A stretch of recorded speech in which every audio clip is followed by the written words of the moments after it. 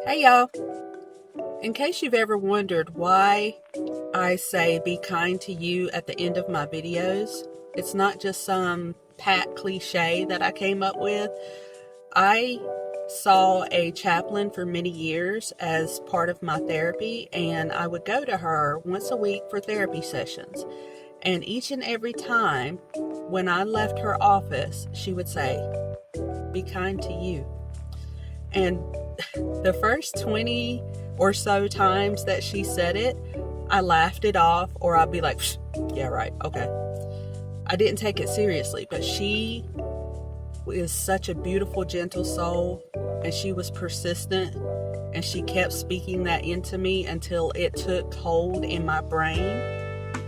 But because of being raised in such an abusive environment, I was taught to believe that I didn't deserve kindness, that my sole existence was for taking care of a narcissist and for providing her needs. My mother literally told me repeatedly that I was a mistake, not an accident, a mistake. My mother would tell me things like, if I wasn't against abortion, you wouldn't exist. My mother told me over and over again that only her happiness mattered, not mine. And her drilling these things into me over the years caused me to have all these distorted beliefs about myself. And still, after 16 years of therapy and different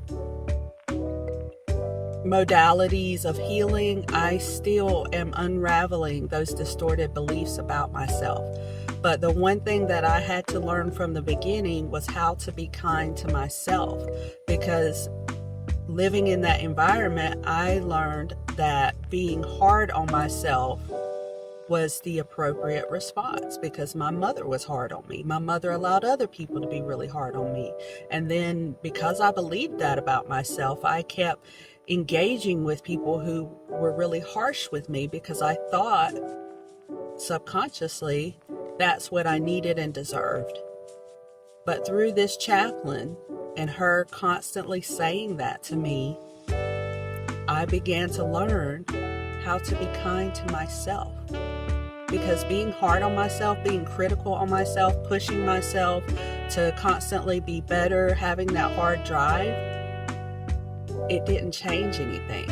It actually kept me stuck, because our brains do not compute, for lack of a better word in the moment, the negative approach.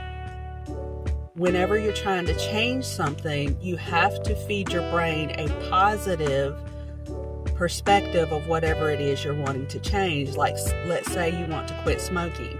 You don't want to feed your subconscious, I don't want to smoke no more, or I hate cigarettes, or I'm a non-smoker. You have to feed your brain, I am free from smoking. I enjoy living smoke-free. I enjoy being able to breathe. Things like that. You always have to twist the perspective of it, because when our brain hears that negative, it produces negative.